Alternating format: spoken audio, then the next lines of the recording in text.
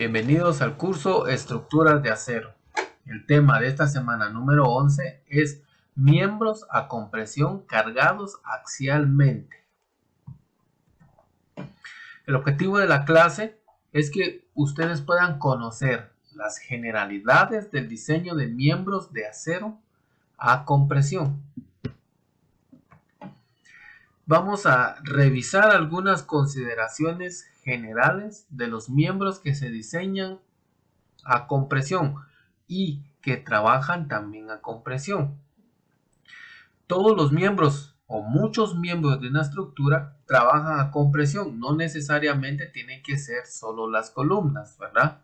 Entonces, la columna es el elemento más conocido que trabaja a compresión, ¿verdad?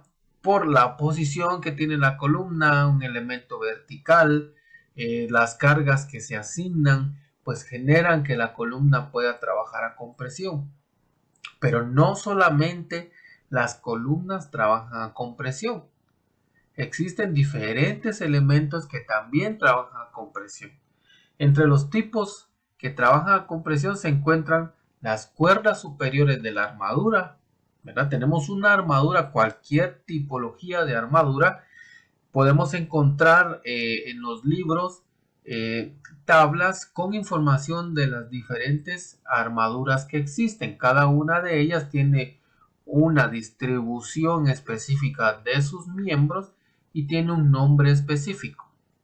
Entonces, también las cuerdas superiores trabajan a compresión y diversos miembros de arriostramiento.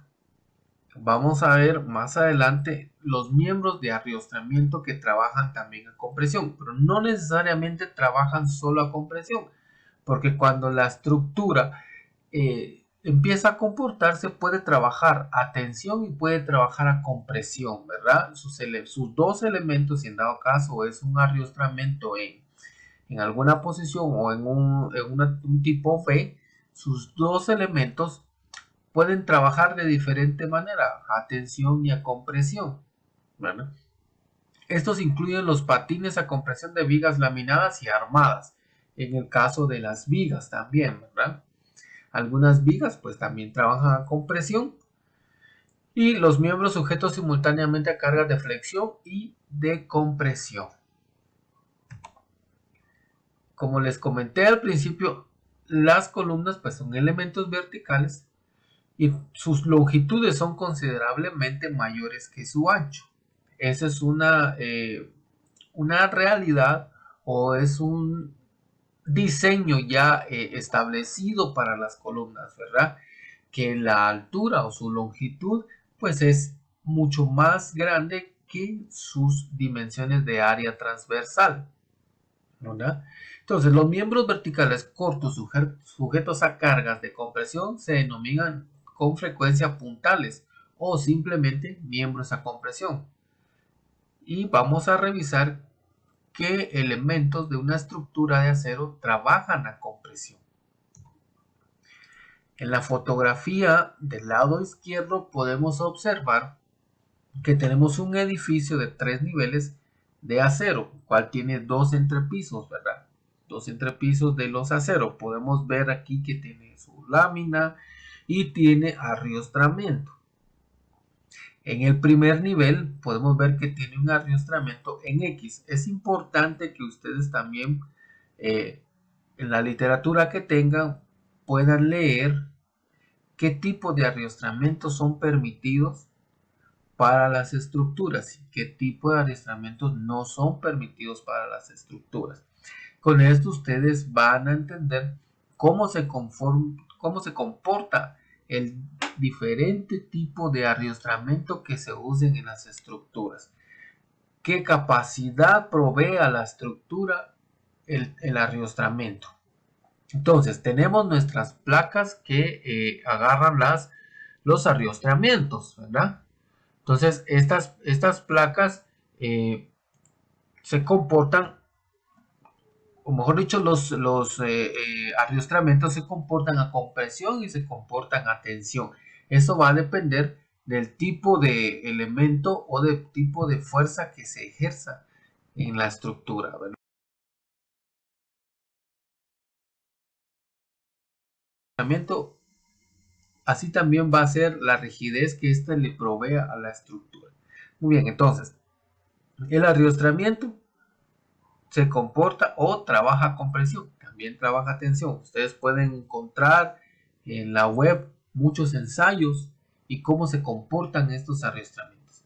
En la fotografía del lado derecho tenemos una armadura que es utilizada para techo, ¿verdad? Regularmente las armaduras son utilizadas para techo, pues podemos abarcar luces más grandes y no son tan pesados nuestros miembros. Claro, al momento de fabricar, pues es un poquito más laborioso, ¿verdad? En comparación a perfiles de alma llena.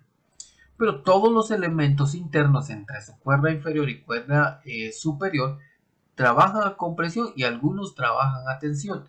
Esto ustedes lo pudieron analizar en los cursos de resistencia de materiales y análisis estructural, en donde ustedes tenían que pues encontrar las reacciones en los nodos y encontrar las reacciones entre las barras internas. Con eso pues se daban cuenta que muchas barras trabajan a compresión y muchas trabajan a tensión, ¿verdad? Entonces tenemos dos casos típicos en donde el arriostramiento puede trabajar a compresión y también la armadura puede trabajar a compresión. Muy bien. Las columnas cargadas axialmente pueden fallar de tres maneras. Pueden fallar por pandeo flexionante. ¿Qué es un pandeo flexionante?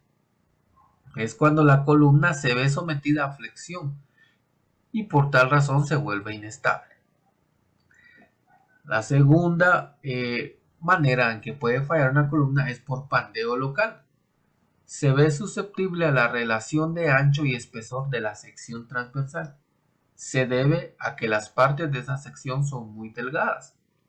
Cuando ustedes diseñen una estructura y si están utilizando un programa, ¿verdad?, que les ayuda y les facilita los cálculos, pues les va a, si no está bien diseñado, les va a dar un mensaje en donde les está indicando que puede fallar por pandeo, ¿verdad?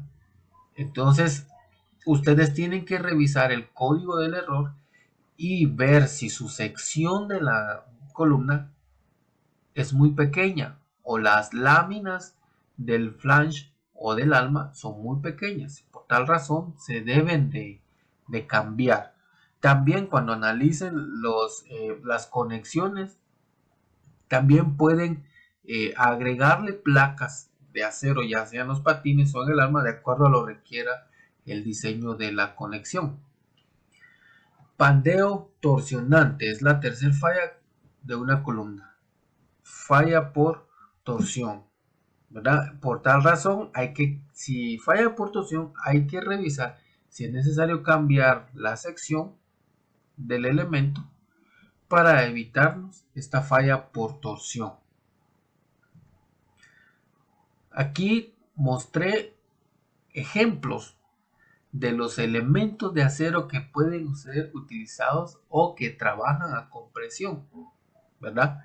Tenemos el ángulo simple, el ángulo doble, que este ángulo doble es muy usado para las armaduras, para bodegas industriales. Tenemos la T, el channel, el perfil W, el perfil redondo HSS y el perfil cuadrado HSS. También tenemos el perfil rectangular, la sección encaja, ¿verdad? Según la literal K y según la literal L. También tenemos la literal M, secciones de caja. Tenemos, miren ahí que son perfiles a los cuales se está agregando placas, ¿verdad? Agregando placas de acero que son las placas que van a reforzar los flanges. En el caso de la literal N, ¿verdad?, que tiene placas que en este caso se llama cubre placas. Tenemos una sección armada, ¿verdad? Pues esto ya va a depender del diseño estructural. Muy bien. Estos elementos trabajan a compresión. Pueden trabajar a compresión dependiendo de la tipología o el uso que se le dé dentro de la estructura que diseñaron. Pero Regularmente se usan tubos cuadrados o perfiles W o tubos redondos para columnas, ¿verdad? Vamos a ver algunas de las ventajas al usar estos perfiles. Algunas de las ventajas de usar perfiles cuadrados, rectangulares o circulares HSS como miembros a compresión son que tiene un radio de giro constante respecto al centroide, tiene menos área superficial para pintar o proteger contra el fuego, son más fáciles de pintar comparados con perfiles W y tienen una excelente resistencia a la torsión. Bueno, al analizar las columnas debemos llegar a la fórmula de Euler. Esta fórmula de Euler pues nos va a dar algún resultado si no se pasa del FY del perfil o del acero que se está utilizando, ¿verdad? El esfuerzo bajo el cual una columna se pandea decrece conforme la columna se hace más larga. Luego de que alcance una longitud específica, ese esfuerzo se habrá reducido al límite proporcional del acero. Esto es muy importante, al límite proporcional del acero. Para esa longitud y longitudes mayores, el esfuerzo de pandeo será elástico. Para que una columna se pandee elásticamente, deberá ser larga y esbelta. Su carga de pandeo se puede calcular con la siguiente fórmula, ¿verdad? El pandeo es igual a pi al cuadrado por el módulo de elasticidad por la inercia dividido la longitud del elemento al cuadrado. La relación del radio de giro del perfil se determina como el radio es igual a la raíz cuadrada de la inercia dividido el área transversal. Despejando, ¿verdad? Si queremos encontrar un esfuerzo o queremos encontrar y estamos despejando en función de la inercia, ¿verdad? Entonces podemos tener la expresión de la fórmula de Euler como un esfuerzo. El pandeo dividido sobre un área es igual a pi por el módulo de elasticidad dividido a la longitud del elemento dividido el radio de giro y toda esta expresión elevada al cuadrado. Y entonces esto se denomina como un esfuerzo de pandeo, ¿verdad?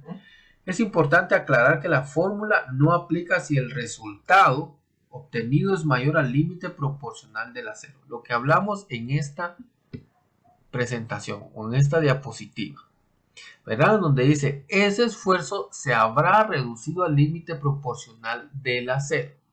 Se habrá reducido, ¿verdad? Entonces, la fórmula de Euler no aplica si nos pasamos. Por ejemplo, si tenemos un acero que es A36 y nuestro resultado nos da 36.500, no podemos aplicar la fórmula de Euler. Si nos da 35.000, sí podemos aplicar esta fórmula de Euler, ¿verdad? Y con esta información pues vamos a saber si el diseño está dentro del rango elástico o no. Bueno, llegamos a la sección de preguntas. Pregunta número 1. ¿Cuál es el perfil conocido que trabaja con presión? Pregunta número 2. ¿Cuáles son los miembros verticales cortos sujetos a cargas de compresión? Pregunta número 3. ¿Qué tipo de pandeo es cuando los miembros están sometidos a flexión y se vuelven inestables? Pregunta número 4. ¿Qué tipo de pandeo es cuando la relación ancho y espesor es susceptible? Pregunta número 5. ¿Cuál es el esfuerzo de pandeo para un perfil W 10 por 22, el cual tiene 15 pies de longitud? Muchas gracias por su atención.